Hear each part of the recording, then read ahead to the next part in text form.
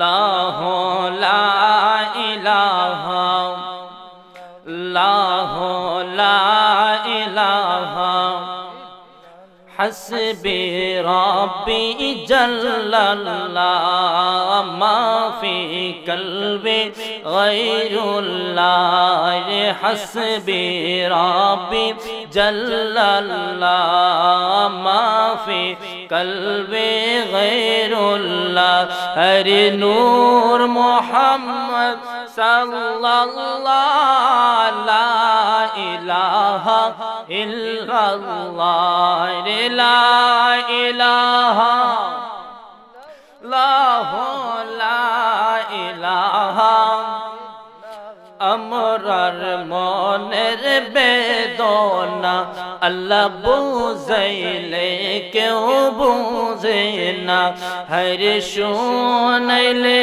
কেউ শোনে না শুনেন শাহে মদিনা লা ইলাহা লাহ লা ইলাহা লাহ লা ইলাহা লা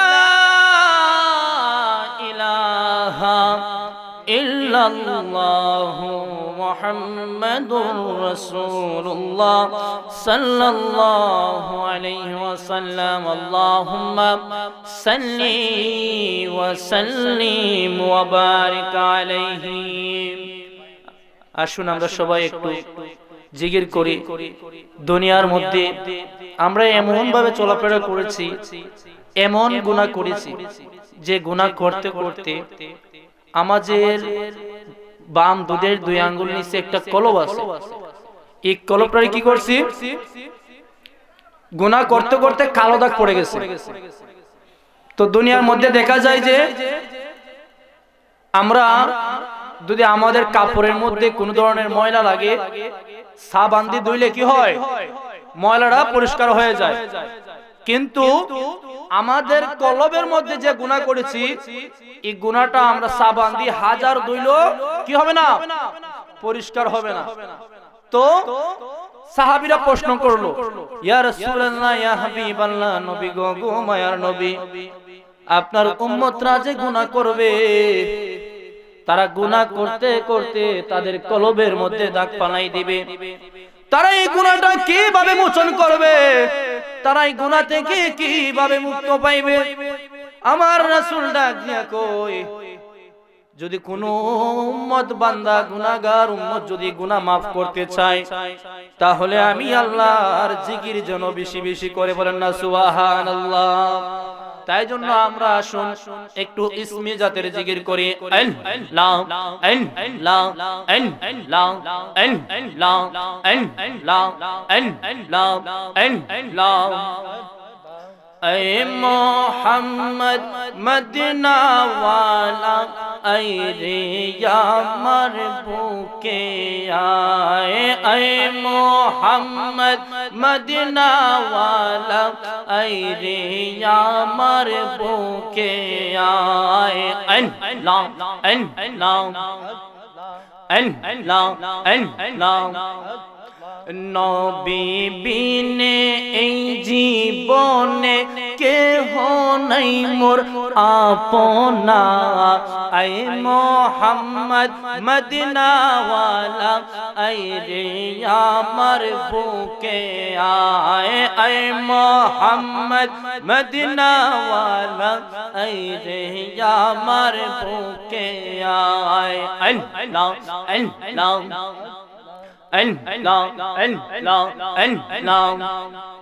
ডাকি আমরা তোমায় বিনে ও গো মায়ার নবীজি, একবার আইসা দেখা দাও না পাগলেরই অন্তরে, একবার আইসা দেখা দাও না পাগলেরই অন্তরে।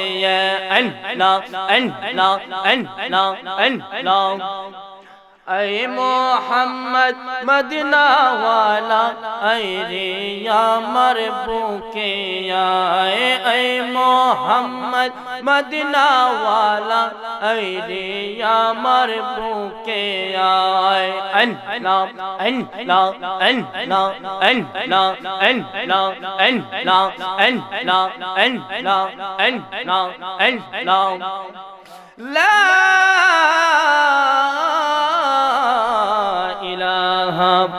इल्लल्लाहु मुहम्मदुर रसूलुल्लाह सल्लल्लाहु अलैहि वसल्लम अल्लाहुम्मा सल्ली वसल्लिम व बारिक अलैहि। शुक्राना अल्हम्दुलिल्लाह।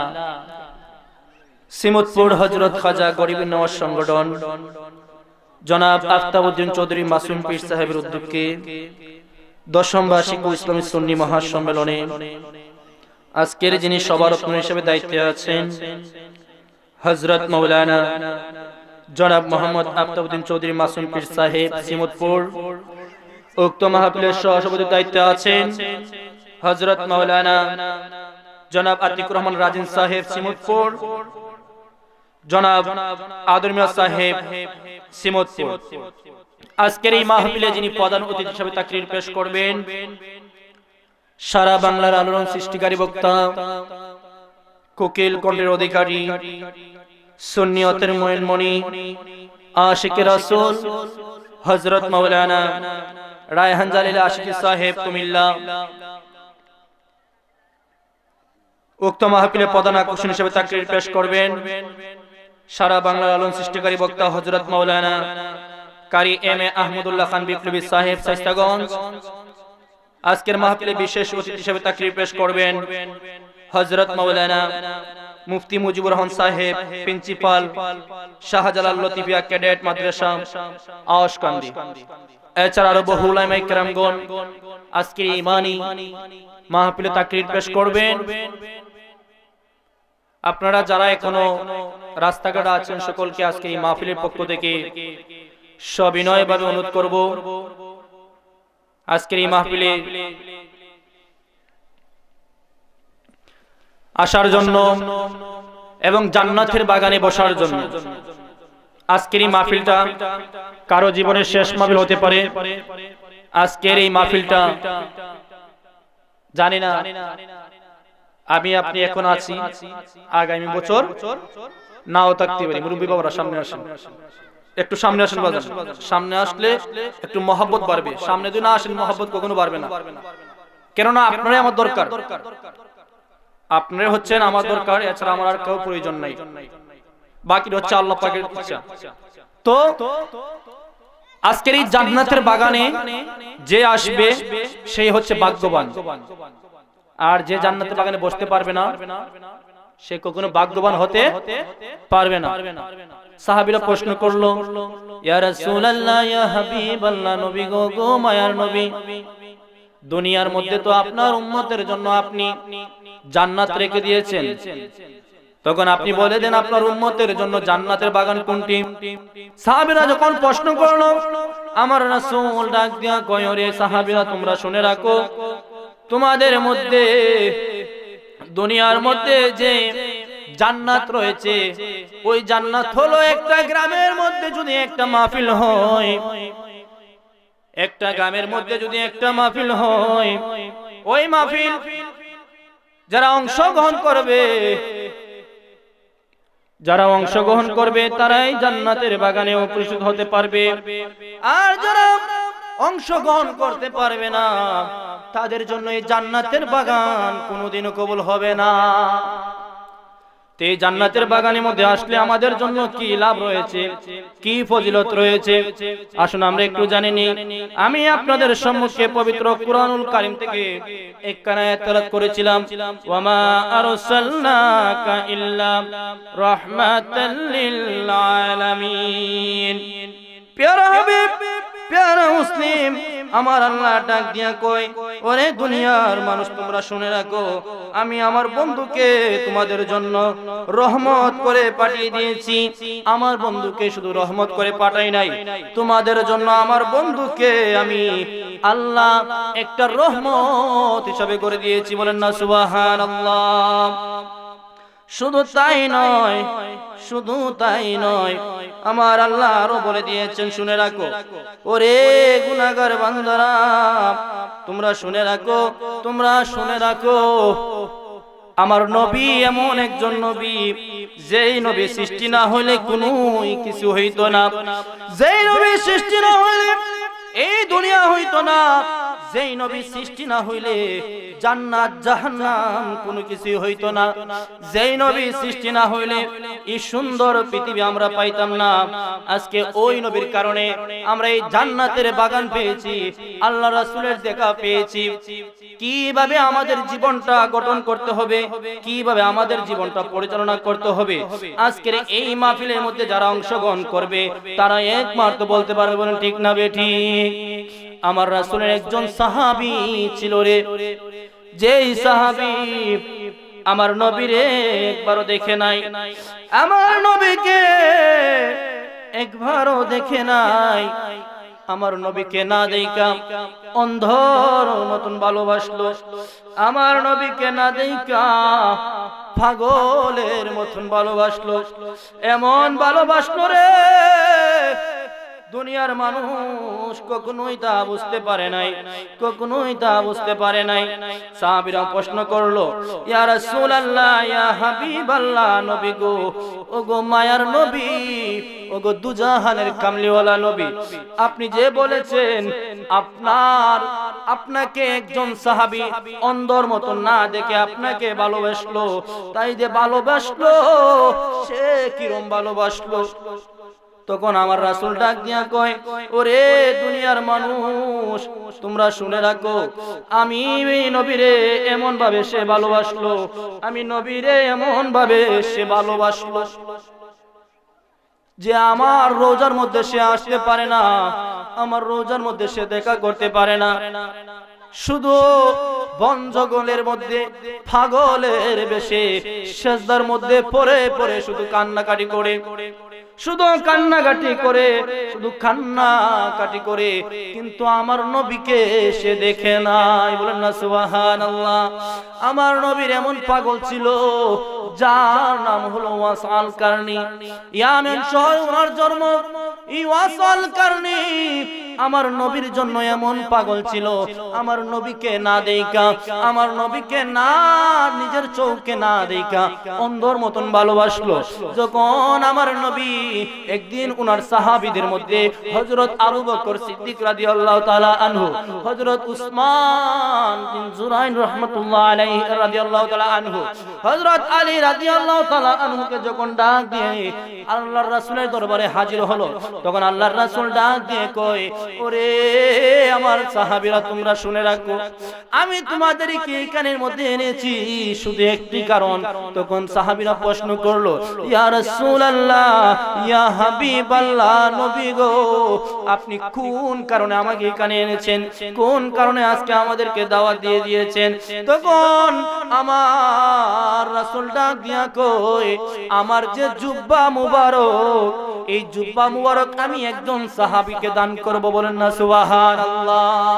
এখন হযরত আবু বকর রাদিয়াল্লাহু তাআলা আনহু মনে মনে কয়, আমি তো আমার নবীর হিজরতের সাথী, আমার নবী যখন মক্কা থেকে যখন মদিনার পথে রওনা হলেন, যখন গুহার মধ্যে আমার নবীকে সাপে চুবো দিতে আসলো, ওই গুহার মধ্যে আমি আবু বকরের সিদ্দিকের পাও দিয়ে আমার পার মধ্যে সাপের চুপটা নিয়েছি। আমি তো আমার নবীর হিজরতের সঙ্গী ছিলাম, মনে হয় আমার নবীর জুব্বাটা আমি পাইমু। বলেন না সুবহানাল্লাহ। এইভাবে যখন আবু বকর সিদ্দিক রাদিয়াল্লাহু তাআলা আনহু যখন এই কথাটা ভাবলেন, বাবার পর হযরত উসমান জিন্নুরাইন উনি মনে মনে চিন্তা ভাবনা রাখলেন, আমার নবী তো আমাকে দুই নূরের যুগে অধিকারী বানাইছেন। বলেন না সুবহানাল্লাহ। দুই নূরের যদি অধিকারী বানাইছেন, মনে হয় আমার নবীজির জুব্বা মুবারকটা মনে হয় আমি পাইমু। এই বলে যখন আবু বকর শেষ করলো, উসমান রাদিয়াল্লাহু আনহু যখন শেষ করলেন, এইভাবে 3 নাম্বার জন মৌলা আলী রাদিয়াল্লাহু তাআলা আনহু ডাক দিয়া কয়, মনে হয় গো আমি আমার নবীর জুব্বাটা আনারে দেওয়া হইব, কেননা আমি হলাম জান্নাতের যুবকদের সর্দার, ইমাম হাসান ইমাম হুসাইনের পিতা এবং মহিলাদের জান্নাতের সর্দার মা ফাতেমার জামাই। মনে হয় আমার নবী আমাকে জুব্বা দিবেন। বলেন না আল্লাহু আকবার। এইভাবে যখন তারা 3 জনে একের পর এক মন্তব্য করতে লাগলেন, জুব্বা নিয়ে যখন তারা চিন্তা ভাবনা করতে লাগলেন, তাদের চিন্তার মধ্যে আমার রাসূল বলতেছেন, ওরে আমার সাহাবীরা তোমরা শুনে রাখো, আমি নবীজির জুব্বারে এমন একজন সাহাবীরে দিমু যেই সাহাবী আমি নবীরে দেখলো না, যেই সাহাবী আমি নবীরে না দেখাম পাগলের মতন অন্ধর মতন ভালোবাসলো। ওই আমিন শহরে একটি পাগল রয়েছে, যেই পাগলটার নাম হলো ওয়াস আল কারনি। বলেন না সুবহানাল্লাহ। ওয়াস আল কারনি কেমন পাগল ছিল, যখন এই কথা বলল আবু বকর উসমান রাদিয়াল্লাহু তাআলা আনহু, এবং শুধু তাই নয় মাওলা আলী প্রশ্ন করলেন, ইয়া রাসূলুল্লাহ ইয়া হাবিবাল্লাহ, নবী গো আপনার কাছে তো সকল সাহাবীদের দেখা পাইলাম, কিন্তু আপনি এমন একটা নাম বললেন যেই নামটা কোনোদিন শুনি নাই, যেই লোকটারে কোনোদিন দেখি নাই, যারে মক্কার মধ্যেও দেখা যায় না, যারে মদিনার মধ্যেও দেখা যায় না। নবী গো, ও গো মায়ার নবী, ওই উসাল কারনিকে আপনি আমাদেরকে একটু বলে দেন। এই বলে চিন্তা ভাবনা করে মাওলা আলী, আবু বকর সিদ্দিক, উসমান বিন জুরাইন রাহমাতুল্লাহ আলাইহি, তারা 3 জন মদিনার আনাচে কানাচে তুকাইয়া তুকাইয়া একবারে হয়রান হয়ে গেলেন, কিন্তু ওয়াসাল কারনি দেখা পাইলেন না। ওয়াসাল কারনি কে গো, যে আমার নবীজির জুব্বা মুবারক পাইবো। বলেন না আল্লাহু আকবার। এইভাবে যখন তারা খুঁজতে লাগলো, কিন্তু ওয়াসাল কারনির দেখা পাইলো না। আমার রাসূল ডাক দিয়া কয়, ওরে সাহাবীরা রে, তোরা যদি ওয়াসাল কারনিরে মদিনার মধ্যে খুঁজস পাইবি না, মক্কার মধ্যে যদি খুঁজস পাইবি না, ওয়াসাল কারনিকে যদি পেতে চাও ইয়ামেন শহরে যেতে হবে। বলেন না সুবহানাল্লাহ। এই কথা শোনার পর আমার নবীজির জুব্বা মুবারক তারা 3 জনের কাছে, 3 জনের মধ্যে আবু বকর এবং মাওলা আলী, তারা 2 জন গেলেন ইয়ামেন শহরে। কি নিয়ে গেলেন? আমার নবীজির জুব্বা মুবারক তাদের হাতের মধ্যে নিয়ে তারা হাঁটতে হাঁটতে গেলেন, গিয়ে একটা বাজার পাইলেন। এই বাজারের মধ্যে জিজ্ঞাসা করলো, ওরে বাজারবাসী, তোমাদের গ্রামে কি ওয়াসাল কারনি নামে কোন লোক আসেনি? বলেন না আল্লাহু আকবার। এই কথা বলার পর গ্রামের লোকেরা বলে, আমাদের গ্রামে তো ওয়াসাল কারনি নামে কোনো লোক নাই, কিন্তু একটা লোক আছে, যেই লোকটা পাগলের মতন থাকে, যেই লোকটা সারাক্ষণ জঙ্গলের মধ্যে সেজদার মধ্যে পইরা পইরা মাথাটা সেজদার মধ্যে রাইকা রাইকা কি বলে কি বলে কি বলে সেটা তো আমরা জানি না। ওই ওয়াসাল কারনি নামে একটা পাগল আছে, যেই পাগলটা মানুষ যদি কান্না করে এই ওয়াসাল কারনি হাসাহাসি করে, আর মানুষ যদি হাসাহাসি করে এই ওয়াসাল কারনি কান্না করে। বলেন না সুবহানাল্লাহ। শুধু তাই নয় রে সিমতপুরের আমার সামনে আমার বাজানরা, যুবক ভাইরা, তোমরা শুনে রাখো, ওয়াসাল কারনি কেমন নবী ছিলেন, ওয়াসাল কারনি কেমন সাহাবী ছিলেন গো, ওয়াসাল কারনি কেমন সাহাবী ছিলেন। তারা বাজার অতিক্রম করে সামনে একটা বাজার পাইলেন। ওই বাজারের মধ্যে যাওয়ার পর তারা বলতেছে, ওরে বাজারবাসী রে, তোমাদের মধ্যে কি ওয়াসাল কারনি নামে কোন লোক আসেনি? বলেন না আল্লাহু আকবার। তখন বাজারের লোকরা ডাক দিয়া কয়, আমাদের মধ্যে ওয়াসাল কারনি নামে কোন লোক নাই, কিন্তু একটা লোক আছে যার মাথার চুলগুলো বাবরি বাবরি, সে তার গুঞ্জার মধ্যে একটা টুকরি আছে, ওই টুকরির মধ্যে একটা মহিলারে নিয়ে আসে জঙ্গলের মধ্যে, নামাজ পড়ে, আর নামাজের মধ্যে গুনগুন গুনায়া কি কয়, আর সে যেটাই বলে আমার আল্লাহ সেটাই কবুল করে নেই। বলেন না সুবহানাল্লাহ।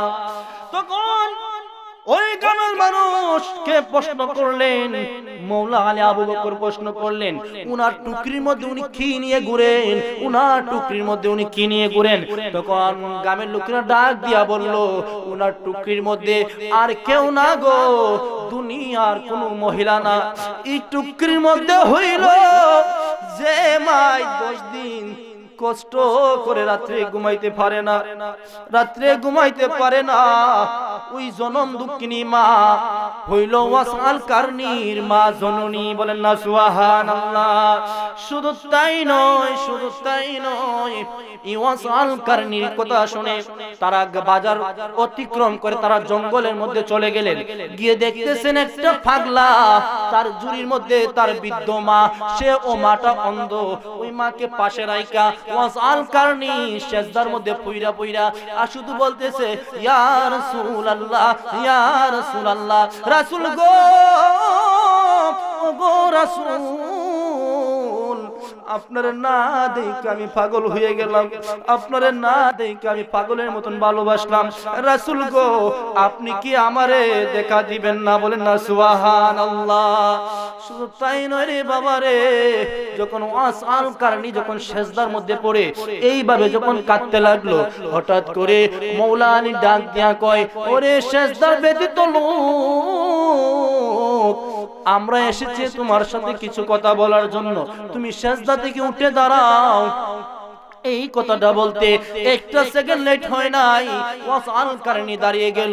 দাঁড়িয়ে যাওয়ার পর ওয়াসাল কারনি ডাক দিয়া কয়, আসসালামু আলাইকুম ইয়া আলী, আসসালামু আলাইকুম ইয়া আবু বকর। বলেন না সুবহানাল্লাহ।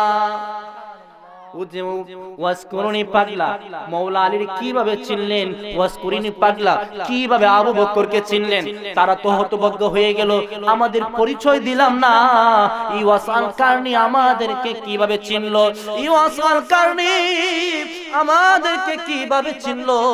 প্রশ্ন করতে লাগলো। ওরে ওয়াসাল কারনি, আমরা তো তোমাকে কোনো পরিচয় দেই নাই, আমাদের পরিচয় দেই নাই, তাহলে তুমি কেমনে গো আমরা চিনতে পাইলা?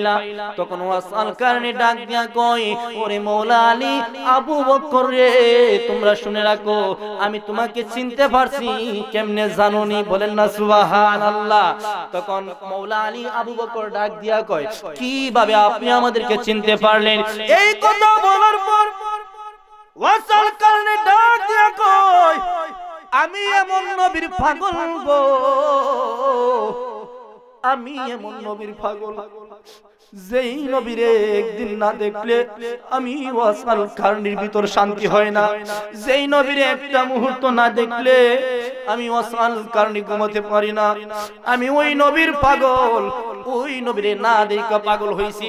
আর তুমি হইলা ওই নবীজির মেয়ের জামাই, তুমি হইলা ওই নবীজির সফরের সাথী, তোমরা যদি আমি না চিনি তাহলে আমি কেমন নবীরে ভালোবাসলাম? বলেন আল্লাহু আকবার। এই কথা বলার পর, এই কথা যখন তারা বলার পর আবু বকর এবং মওলা আলী ডাক দিয়া কয়, ওগো উস্করণী, ওগো পাগল ওয়াসকারণী, আচ্ছা তুমি তো নবী ভাই, তোমাকে সালাম দিয়েছেন। শুধু তাই নয়, নবী তোমার জন্য নবীজির জুব্বা মুবারককে পাঠিয়ে দিয়েছেন। বলেন না সুবহানাল্লাহ। এই বলে যখন বলল আমার নবীজির জুব্বা মুবারক ওয়াসাল কারনির জন্য নিয়ে আসলো, ওয়াসাল কারনি একটা সেকেন্ড লেট করে নাই, মওলা আলীর কাছ থেকে জুব্বাটা কাছে নিয়ে বুকের মধ্যে জড়াইয়া চৌকি দিয়ে জোরে পানি পালাইলো আর কাঁদতে লাগলো, আর চৌকি দিয়ে জোরে পানি পালাতে লাগলো। বলে, ইয়া রাসূলুল্লাহ, ইয়া হাবিবাল্লাহ, নবী গো, আমি আপনার দর্শন পাই নাই, আপনার জিয়ারতে যেতে পারি নাই, আপনার কাছে যেতে পারি নাই, আপনার সাথে আমার কোনো দেখা হয় নাই, তাহলে গো নবী আপনি কেন আমার জুব্বা মুবারক দিলেন? এই কথাটা বলার মধ্যেই মওলা আলী আবু বকর ডাক দিয়া কয়, তুমি যে ওয়াসাল করনি, তুমি যে ওয়াইস করনি, সেটা আমরা কিভাবে বুঝবো? তখন মওলা আলী ডাক দিয়া কয়, আমার নবী তোমার চিনার জন্য কয়টা চিহ্ন দিয়েছেন। আচ্ছা গো সরকারনি, তোমার দুইটা হাত একসাথে করো, দেখি আমার নবী যে কথা বলেছেন সেটা সত্যি নাকি মিথ্যা। যখন মওলা আলী দুইটা হাত একখানে করলো, দেখার পর দেখতেছে ডাইন হাতের এই জায়গার মধ্যে একটি দাগ। তখন বলল, হে আমার নবী যাদেরকে বলেছেন সেটাই সত্য, বলেন না সুবহানাল্লাহ। আমার নবী হইল গায়েবের জেনে খবর দেওয়ালা। আমার নবী কিছু জানেন, আমার নবী সব কিছু বুঝেন। এইভাবে যখন আমার নবী যে কথা বললেন, ওই কথা যখন তারা দেখলো, তারা নিশ্চিত হয়ে গেল সেটা আর কেউ না, সেটাই হইল পাগল ওয়াসকুরনি, বলেন না সুবহানাল্লাহ। এই বলে যখন তারা জুব্বা দিল, জুব্বা দেওয়ার পর পাগল ওয়াসকুরনি ডাক দিয়া কয়, ওরে পাগল ওয়াসকুরনি, আমার নবী তোমাকে জুব্বা দিয়েছেন, আর একটি কথা বলেছেন। তখন ওয়াসকুরনি ডাক দিয়া কয়, ওগো আবু বকর, মওলা আলী আমার নবী কি বলেছেন? তখন মওলা আলী ডাক দিয়া কয়, ওরে ওয়াসকুরনি, আমার নবী বলেছেন, আমার নবী বলেছেন, আমার নবীর জন্য তুমি আল্লাহর কাছে একটু সুপারিশ করতে, বলেন না সুবহানাল্লাহ। আমার নবীর উম্মতের জন্য তুমি আল্লাহর কাছে দোয়া করতে, আমার নবীর উম্মতের গুনাহ মাফের জন্য তুমি আল্লাহর কাছে দোয়া করতে, আল্লাহর কাছে সুপারিশ করতে। এই বলে যখন বলল, একটা সেকেন্ড লেট হয় নাই রে, একটা মুহূর্ত লেট হয় নাই, সাথে সাথে সিজদার মধ্যে পড়ে গেল। সিজদার মধ্যে পড়ে যাইয়া আল্লাহর সাথে কথা হচ্ছে। কার সাথে? আল্লাহর সাথে। কার কথা হচ্ছে? ওয়াসকুরনি। এই দুইজন আল্লাহর সাথে মোলাকাত হচ্ছে। আল্লাহর কাছে ডাক দিয়া কয়, মাবুদ, আমার নবী আমারে জুব্বা মুবারক উপহার দিছে, আর ওই নবী বলেছে নবীর উম্মতের জন্য সুপারিশ করার জন্য। ওগো আল্লাহ, আজকে যদি আমার নবীর উম্মতরে মাফ না করো, তাহলে আমি ওয়াসকুরনি সিজদা থেকে এই মাথাটা কখনো তুলব না, বলেন না আল্লাহু আকবার। এই বলে যখন ওয়াসকুরনি সিজদা দিল, সিজদা দেওয়ার মধ্যে আমার আল্লাহ ডাক দিয়া কয়, ওরে পাগল ওয়াসকুরনি, তুমি সিজদা থেকে মাথা তুলো রে, আমি তোমার এই সিজদার কারণে তোমার নবীর উম্মতকে maaf করে দিলাম, বলেন না সুবহানাল্লাহ। এই কথা যখন আমার আল্লাহ বলল, আমার আল্লাহ বলতে দেরি হইল, ওয়াসকুরনি ডাক দিয়া কয়, আল্লাহ গো, ও গো আল্লাহ, আমি এতটুক মানি না, আমি আর একটু বেশি maaf চাই। এই কথা যখন বলল, তখন আমার আল্লাহ ডাক দিয়ে কয়, যাও যাও যাও, আমি আরো 1000 উম্মত maaf করে দিলাম, বলেন না সুবহানাল্লাহ। এইভাবে যখন ওয়াসকুরনি পাগলার মধ্যে, এবং শুধু তাই নয়, শুধু তাই নয়, আমার আল্লাহর মধ্যে যখন কথোপকথন শুরু হয়ে গেল, শুরু হয়ে যাওয়ার পর আল্লাহ বলতেছে, ওয়াসকুরনি রে, তুমি আর আমার কাছে সুপারিশ চাইও না, তুমি আর আমার বন্ধুর উম্মতের জন্য maaf চাইও না। আমার বন্ধুর উম্মত আমি কিছু রেখে দিয়েছি, কাল হাসরের ময়দানে আমার বন্ধুর সাথে জান্নাতের মধ্যে দিব, বলেন না সুবহানাল্লাহ। সালাতুন ইয়া রাসূলুল্লাহ আলাইকুম, সালামুন ইয়া হাবিবাল্লাহ আলাইকুম, সালাতুন ইয়া রাসূলুল্লাহ আলাইকুম, সালামুন ইয়া হাবিবাল্লাহ আলাইকুম। এই বলে যখন আমার আল্লাহর সাথে মোলাকাত হয়ে গেল, এখন আমার আল্লাহ সবকিছু জানেন কি জানেন না? সবকিছু আমার আল্লাহ জানেন। দেখতেছেন ওয়াসকুরনি এমন ভাবে সিজদার মধ্যে মাথা ফালাইছে, আমার নবীজির উম্মতরে যদি আমি maaf যদি না করি, তাহলে এই ওয়াসকুরনি সিজদা থেকে মাথা তুলবে না। এই বলে যখন তারা একজন একজনের সাথে অপরিচিত হইতে লাগলো, হঠাৎ করে মওলা আলী ডাক দিয়া কয়, ওরে ওয়াসকুরনি, তুমি সিজদা থেকে মাথা উঠাও, মাথা উঠাও। এই কথা বলার পর ওয়াসকুরনির মনটা ভেঙে গেল, উনার সিজদা থেকে মাথাটা উঠে গেল। আর মওলা আলীকে একটা ধমক দিলেন, হে মওলা আলী, তুমি কি করলা রে মওলা আলী? আমি সিজদা দিছিলাম, আর কিছুক্ষণ যদি থাকতাম তাহলে আমার নবীর উম্মতের মাপ আমি নিয়ে আসতাম। বলেন না সুবহানাল্লাহ।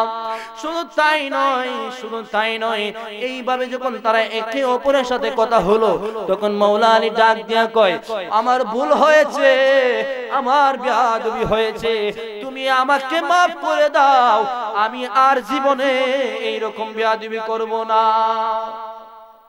তাই জন্য কবি বলেছেন, ওয়াসআল কারনি এমন একটা জিনিস, ওয়াজকুরুনি এমন একটা জিনিস, নবীর প্রেমে পাগল হইয়া, নবীর প্রেমে এমন পাগল হইল, আজকে আমরা নবী চিনি না।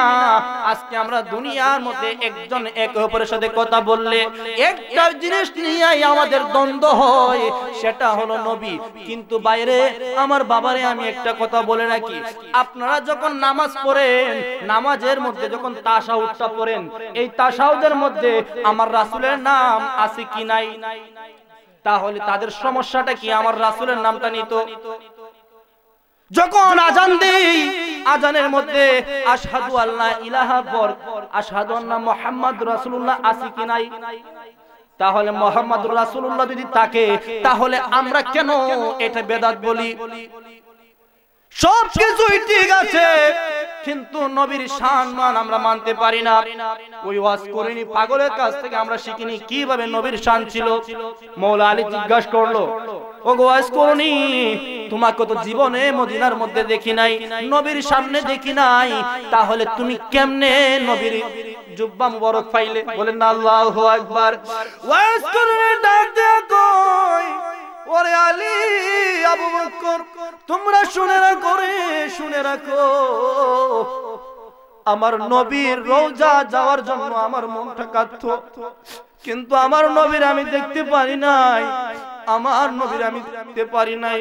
কেন? আমার নবী নিজেই বলেছে, যেই ঘরের মধ্যে একটা সন্তানের মা এবং বাপ জীবিত আছে, ওই সন্তান কখনো আমি নবীর কাছে আসতে হবে না, ওই জায়গা থেকে মা বাবার খেদমত করো, তাহলে আমার নবীর সাথে সাক্ষাৎ হয়ে যাবে। বলেন না সুবহানাল্লাহ।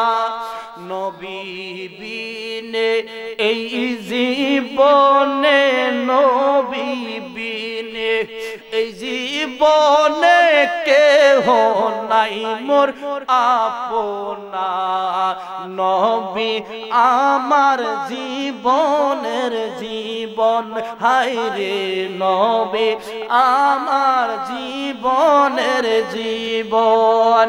ওই নবীজির প্রেমের পাগল, ওই নবীজির প্রেমের পাগল কেমনে আমি বুঝাইতাম, নবী বিনে কেহ নাই আপন, হায় রে নবী বিনে কেহ নাই আপন। আমার নবী মায়ার নবী, আমার নবী মায়ার নবী, তু জাহানের নবী গো, নবী বিনে আমার জীবন, নবী বিনে আমার জীবন কেহ নাই মোর আপনা, তাই তো নবী আমরা আপনার দিওয়ানা। বলেন না সুবহানাল্লাহ। এই বলে যখন ওয়াসাল কারনি ডাক দিয়া কয়, ওরে মাওলা আলী, আবু বকর শুনে রাখো, আমি কেন আমার নবীর দিদারে যেতে পারি নাই তুমি জানো নি? তখন তারা বলে, না না না, তাহলে তুমি আমাদেরকে বলে দাও। এই বলে যখন বলতে লাগলেন, উস্করণে ডাক দিয়া বলে, আমার বাবা আমার জন্মের আগে মারা গিয়েছিলেন, আমার মা মানুষের বাড়ি কাজ করে করে আমি ওয়াজ করুনি রে খাওয়াইতেন আর ফালতেন। আমার মা কাজ করে দুইটা রুটি দুইটা খাজুর নিয়ে আসতেন। একদিন হঠাৎ করে আমার মা বাহিরে গেলেন, আমি ঘরের মধ্যে গিয়া দেখি দুইটা রুটি আর দুইটা খেজুর রয়েছে। তখন আমি চিন্তা করলাম যে মা নিজে না খাইয়া আমি ওয়াজ করে খাওয়াইলো, যে মা নিজে না ফুইরা আমি ওয়াজ করে পড়াইলো, ওই মা কত কষ্ট করে সকালে যায়, সন্ধ্যার লাগালোক বাড়ির মধ্যে আয়, সারাদিন কাজ কইরা দুইটা রুটি আর দুইটা খেজুর নিয়ে আসলো। আমি ওই ওই মারে কেমনে কষ্ট দেই, আর ওই মারে যদি কষ্ট দেই তাহলে আমি কখনোই জান্নাতে যেতে পারবো না। এই বলে যখন তারা কথা বলতে লাগলেন, তখন ওয়াসকুরিনীর মা ঘরের মধ্যে আসলেন। আয়েশা দেখতেছেন ওয়াসকুরিনী ডাক দিয়া কয়, ওরে ওয়াসকুরুনি, ওরে ওয়াসকুরিনী, আসরে বাবা তুমি এখানে খাইয়ে যাও, খাওয়া দাওয়া করে তুমি ঘুমিয়ে পড়ো। তখন ওয়াসকুরিনী ওনার মার কাছে আসলো। মায়ের দুইটা রুটি দুইটা খেজুর সামনে নিয়ে বসলো। বিগত দিনগুলো ওয়াসকুরুনী দেখে নাই, দুইটা রুটি দুইটা খেজুর ওয়াসকুরুনী খাইতো, কিন্তু ওই মাটায় কোনো কিছুই খাইতো না। রাত্রে এক গ্লাস পানি খাইয়া সারাদিন রোজা রাইখা কাজ করে সন্ধ্যার সময় আসতো, কিন্তু কোনো কিছুই খাইতো না। মার মনে শুধু একটা কথা, আমার ওয়াসকুরুনী রে আমি খাওয়াইতে হইব, নাইলে আমার ওয়াসকুরুনী পেটের বুকে চিল্লাইতে লাগবে। এই বলে যখন তাদের মধ্যে কথা হলো, তাদের মধ্যে যখন কথোপকথন হলো, ওয়াসকুরুনী ডাক দিয়ে কয়, আম্মা গো, আজকের পর থেকে আপনি আর কাজ করার দরকার নাই, আজকের পর থেকে আপনি ঘরের মধ্যে থাকবেন, নামাজ পড়বেন, আল্লাহর কাছে দোয়া করবেন। বলেন না সুবহানাল্লাহ। এই কথা বলার পর ওয়াসকুরুনী এর কয়েকদিন পর ছাগল চড়াতে গেলেন। মালিকের ছাগল নিয়ে জঙ্গলের মধ্যে যান, ছাগল নিয়ে যান, সকালে যান, রাত্রে আসেন। দুইটা রুটি আর দুইটা খেজুর নিয়ে আসতেন। আয়েশা মাকে দিতেন, বলতেন মা তুমি খেয়ে নাও, আমি আমার মালিকের বাড়ি থেকে খেয়ে আসছি। দেখেন মারে খাওয়ানোর জন্য কত কিছু করে। একদিন হঠাৎ করে ওয়াসকুরুনী গেল ছাগল চড়াতে জঙ্গলের মধ্যে। এইদিকে ওয়াসকুরুনীর আম্মা নামাজ পড়ে কাঁদতে কাঁদতে আল্লাহর কাছে দোয়া করতে লাগলেন। এমন দোয়া করলেন, দোয়া করতে করতে ওয়াসকুরুনীর মার দুইটা চোখ অন্ধ হয়ে গেল। অন্ধ হয়ে যাওয়ার পর ওয়াসকুরুনী যখন বাড়িতে আসেন, আয়েশা দেখতেছেন মায়ের চোখ অন্ধ হয়ে গেছে গো, এখন মা কি করবেন? এই বিষয় নিয়ে কথাবার্তা শুরু হয়ে গেল। এই বলতে কথাবার্তা শুরু হয়ে গেল। ওয়াসকুরুনী ডাক দিয়া কয়, আমি চাইছিলাম আমার নবীর দিদারে যাইতাম, কিন্তু এখন যে আমার মা অন্ধ হয়ে গেল, আমি যদি মদিনার মধ্যে চলে যাই তাহলে আমার মারে কে দেখবে, আমার মারে কে পড়াইবে, আমার মারে কে খাওয়াইবে? এইগুলো নিয়ে যখন চিন্তা ভাবনা করতে লাগলেন, এক পর্যায়ে আমার রাসূল ডাক দিয়ে কই, ওরে ওয়াসকুরুনী, আমি নবীর কাছে তুমি আসতে হবে না, আমি নবীর সাথে তুমি দেখা করতে হবে না। তখন ওয়াসকুরুনী ডাক দিয়া কই, ইয়া রাসূলুল্লাহ, ইয়া হাবিবাল্লাহ, নবী, ও গো মায়ার নবী, আপনি যে বললেন দেখা করতে হবে না, আপনার যদি না দেখি আমি ওয়াসকুরুনীর পাগলার মন শান্তি হয় না। বলেন না আল্লাহু আকবার। এই বলে যখন তারা কথা শুরু করে দিল, ওয়াসকুরুনী যখন রাসূলকে প্রশ্ন করলো, ইয়া রাসূলুল্লাহ, ইয়া হাবিবাল্লাহ, নবী গো, ও গো মায়ার নবী, দুজাহানের বাদশা কামলিওয়ালা নবী, এখন আমি কি করব, এখন আমার কি করণীয়? তখন আমার রাসূল ডাক দিয়ে কয়, ওরে ওয়াসকুরুনী, শুনে রাখো, তোমার করণীয় হচ্ছে তুমি তোমার মায়ের খেদমত করো। বলেন না সুবহানাল্লাহ। আজকে দুনিয়ার মধ্যে দেখে যায় আপনি আমার ভাই, আপনার সন্তান, আপনার সন্তান, কিন্তু মা বাবারে কষ্ট দেয়, মা বাবার কথা শুনে না, মারে গালি দেয়, মারে এক বেলা খাওয়াইলে দুই বেলা খাওয়ায় না, মারে বৃদ্ধাশ্রমে পাঠাই দেয়, মাকে রাখতে তার কষ্ট হয়। কিন্তু ওয়াসকুরুনী উনার মা অন্ধ হয়ে যখন গেলেন, যখন উনি ছাগল চড়াতে যেতেন, একটা টুকরির মধ্যে মাকে নিতেন, মাকে মাথার মধ্যে নিয়া হাঁটতেন আর ছাগল চড়াইতেন, হাঁটতেন আর ছাগল চড়াইতেন। এইভাবে ওয়াসকুরুনীর জীবনটা গেল শুধু মার খেদমত করতে। বলেন না সুবহানাল্লাহ। এই ঘটনার মধ্যে একটা ঘটনা মনে হয়ে গেল, নবীর একজন সাহাবী ছিল যার নাম হলো হযরত হানজালা রাদিয়াল্লাহু তাআলা আনহু। নবীর এই সাহাবী নবীর জন্য এমন পাগল ছিল, আমার নবীর ছাড়া ওই সাহাবী কিছুই বুঝতো না, আমার নবীর ভালোবাসা ছাড়া ওই সাহাবী কোনো কিছুই বুঝতো না। শুধু একটা কথাই বলতো, নবী বিনে কেহ নাই আপন, নবী বিনে কেহ নাই আপন। এইভাবে বলতে বলতে হযরত হানজালা রাদিয়াল্লাহু তাআলা আনহুর উনার ফ্যামিলি থেকে উনার উপযুক্ত বয়স হইছে, যার কারণে উনাকে বিবাহ দেওয়া হইল। বিবাহ দেওয়ার মধ্যে হঠাৎ যখন রাত গভীর হয়ে গেল, গভীর হওয়ার মধ্যে স্বামী স্ত্রী সম্পর্ক মধ্যে থাকলো, হঠাৎ করে তাদের ঘুমের মধ্যে একটা পাগল চিল্লায়া চিল্লায়া যাইতাছে, আমার নবীজির দান মুবারক শহীদ হয়ে গেছে। বলেন না সুবহানাল্লাহ। যখন ঘুমের ঘরে শুনলো আমার নবীজির দান মুবারক উহুদের যুদ্ধের ময়দানে শহীদ হয়ে গেল, এইটা শোনার পর আমার হানজালা পাগল হয়ে গেলেন। আমার নবী দান মুবারক শহীদ হয়ে গেছে, যেই নবীজির দান মুবারক শহীদ হয়ে গেছে, আমি হানজালা আমার জীবন রাইকা কি করব? এইভাবে যখন চিন্তা করতে লাগলো, চিন্তা করার পর হঠাৎ করে হানজালা রাত্রে, গভীর রাত্রে বের হয়ে গেলেন, রেডি হয়ে গেলেন, যেই জায়গার মধ্যে আমার নবীজি আর নাই, আমি হানজালা তাইকা কি করব? এইভাবে যখন হানজালা রাদিয়াল্লাহু তাআলা আনহু যখন গোসল দিলেন না, স্ত্রীর সাথে রাত থাকার পর গোসল দিলেন না, গোসল না দিয়ে স্ত্রীর কাছে চলে গেলেন, যা বলতেছেন, ওগো বিবি তুমি কোথায় গো, তুমি কোথায়? আমার রান্দাটা নিয়ে আসো, যেখানে আমার নবী নাই এই জায়গার মধ্যে আমি হানজালার জীবনও রাখবো না। এইভাবে যখন বলতে লাগলো, হানজালা রাদিয়াল্লাহু তাআলা আনহু বিবির কাছ থেকে তলোয়ারটা নিয়ে একটা দূর দিয়ে চলে গেলেন উহুদের ময়দানে। শুধু তাই নয় রে বাবারা, যুদ্ধ করতে লাগলেন।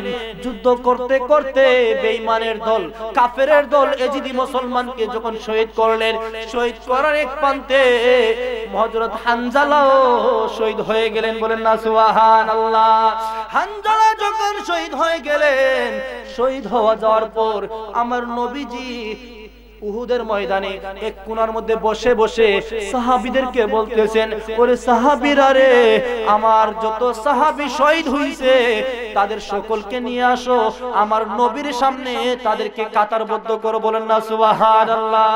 এই যখন বলতে লাগলো, এইভাবে যখন বলা হয়ে গেল, বলা হয়ে যাওয়ার পর সাহাবীরা একের পর এক লাশ যখন লাইন ধরাতে লাগলো, লাইন ধরানোর পর হঠাৎ করে আমার নবীজির কাছে বুরকা পরাহিত এক মহিলা, বিবাহিত, হাতের মধ্যে মেহেদি, দুই হাতের মধ্যে মেহেদি পরে যখন আমার রাসূলের সামনে চলে আসলো, আমার রাসূলকে সালাম দিল, আসসালামু আলাইকুম ইয়া রাসূলুল্লাহ।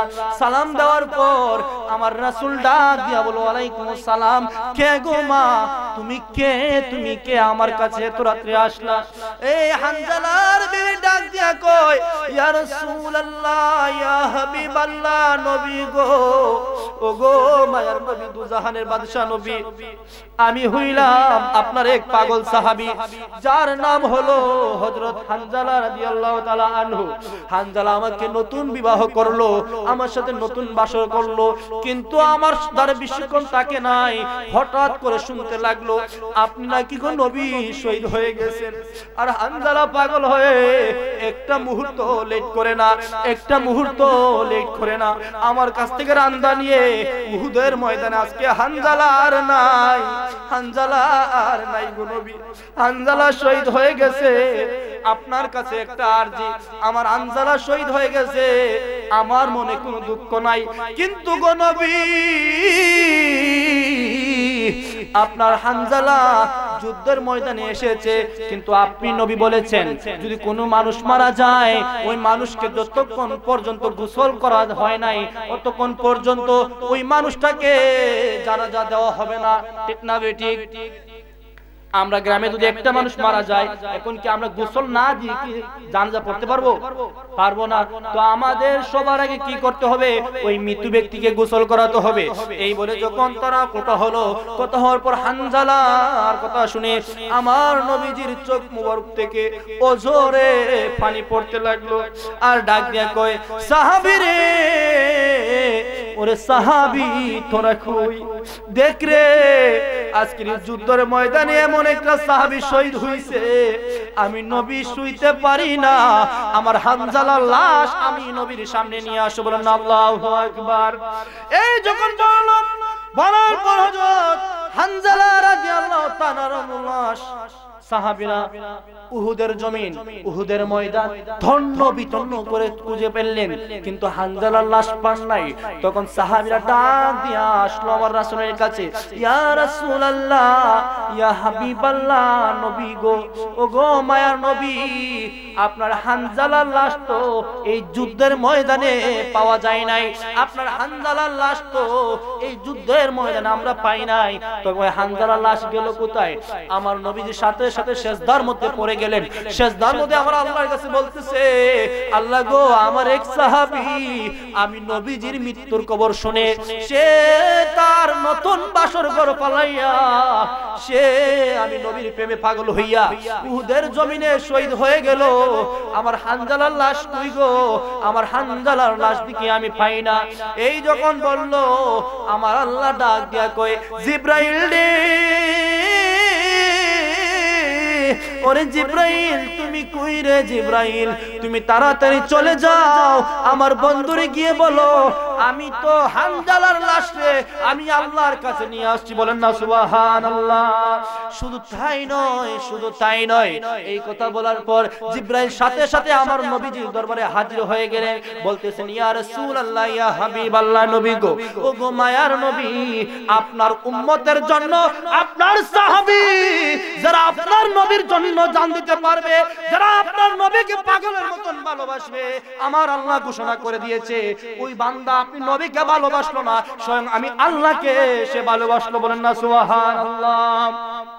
শুধু তাই নয়, এইভাবে বলার পর হানজালা রাদিয়াল্লাহু তাআলা আনহু যখন বললেন, বলার পর জিবরাইল আলাইহিস সালাম বললেন, আল্লাহ যখন আপনার হানজালা শহীদ হইছে, তখন একজন নয়, দুইজন নয়, পাঁচজন নয়, ছয়জন নয়, 70 জন জান্নাতি ফেরেশতা দিয়ে আপনার হানজালাকে নেওয়া হইছে আল্লাহর দরবারে। বলেন না সুবহানাল্লাহ। ওই হানজালাকে আল্লাহর দরবারের মধ্যে নিয়ে যা আল্লাহর রহমতের ফেরেশতারা গোসল দেওয়াইলো। আল্লাহর রহমতের ফেরেশতা যখন গোসল করাইলো, গোসল করাইয়া আমরা দুনিয়ার মধ্যে যখন একটা মানুষ মারা যায়, তখন তার আমরা দুনিয়ার মধ্যে 3টা কাফনের কাপড় পরাই, পরাই কি পরাই না?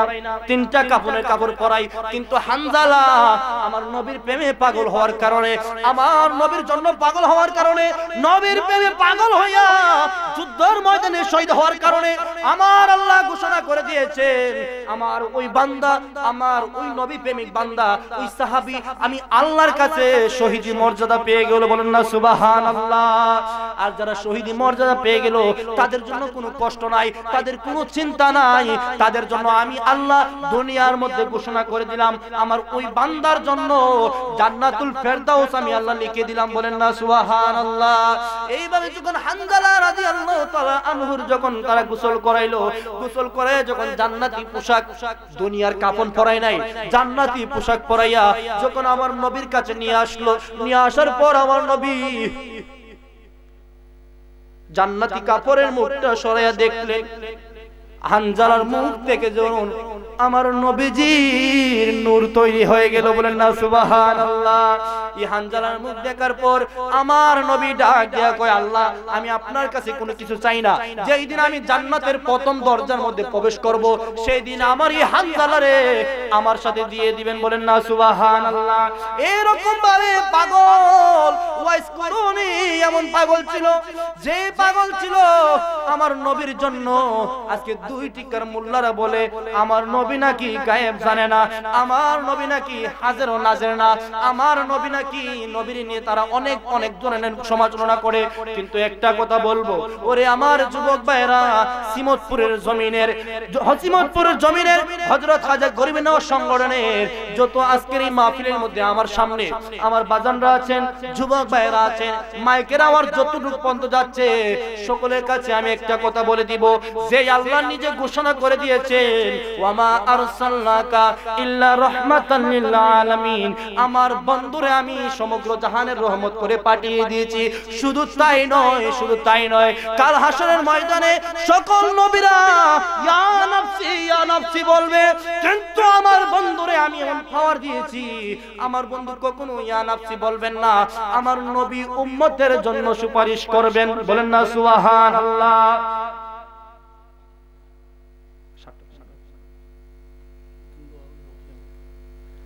যাক, তাহলে আমার যে কথা হলো বাজান রে আমার, আপনারা এখানে এসেছেন, মাহফিলের মধ্যে আমার চেয়ে আরো ভালো হুজুর আসবেন, আপনারা আলোচনা শ্রবণ করবেন।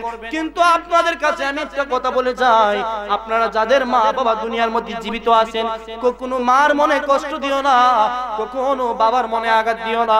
যদি মা বাবার মনে কষ্ট দাও, যদি মুখ দিয়ে মাকে তুই বলে ডাকো, যদি মুখ দিয়ে বাবাকে তুই বলে ডাকো, আমার আল্লাহ ঘোষণা করে দিয়েছে তুমি দুনিয়া তো জাহান্নামী, পরকালে কবরের মধ্যে জাহান্নামী থাকবে।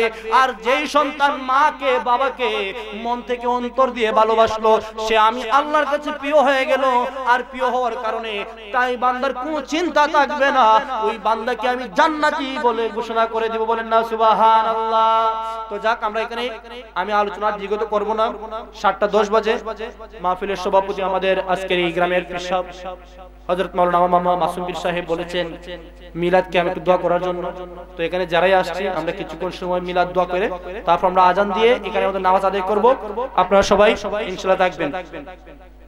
وما أرسلناك إلا رحمة للعالمين فرشتہ کی سلامی دینے والے پروزتی تھی حضرت ماں آمنہ سنتی تھی واجتی تھی یا نبی سلام علیکہ یا رسول سلام علیکہ یا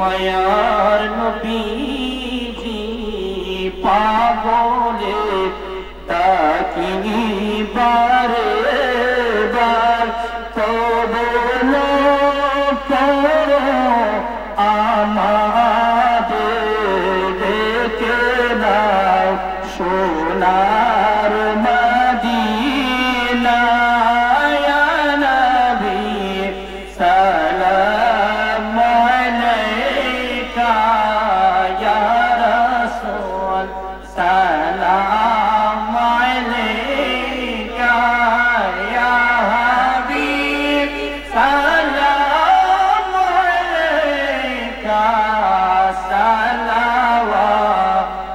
সালাওয়াতুল্লাহ সাইয়্যিদি ইয়া রাসূলুল্লাহ আখা ইয়া হাবিবাল্লাহ গুলামদের এতিম বানাইয়া মাদিনায় রইলেন শুইয়া মুদের লাশ কবরে। ও আল্লাহু রহমানুর রাহিম নাম তোমার আল্লাহু আল্লাহু গফুরুর রাহিম নাম তোমার আল্লাহু আল্লাহু আল্লাহুম্মা রব্বানা আতিনা ফিদ দুনিয়া হাসানাতাও ওয়া ফিল আখিরাতি হাসানাতাও ওয়া কিনা আযাবান নার রব্বিরহামহুমা কামা রব্বায়ানি সগীরা। মাবুদ ও পরওয়ারদিগারে আলম, আল্লাহ তোমার মায়ার নজরে দেখায় দে করে মওলা।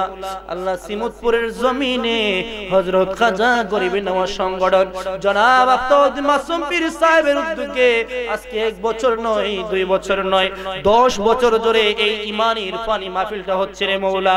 আল্লাহ খাস করে আজকের এই মাহফিলটা মওলা তুমি কবুল আর মঞ্জুর করিয়া নাও। আল্লাহ খাস করে আমি গুনাহগার রে মওলা, আমার মতন গুনাহগার আসমানের নিচে জমিনের উপরে নাই রে আল্লাহ।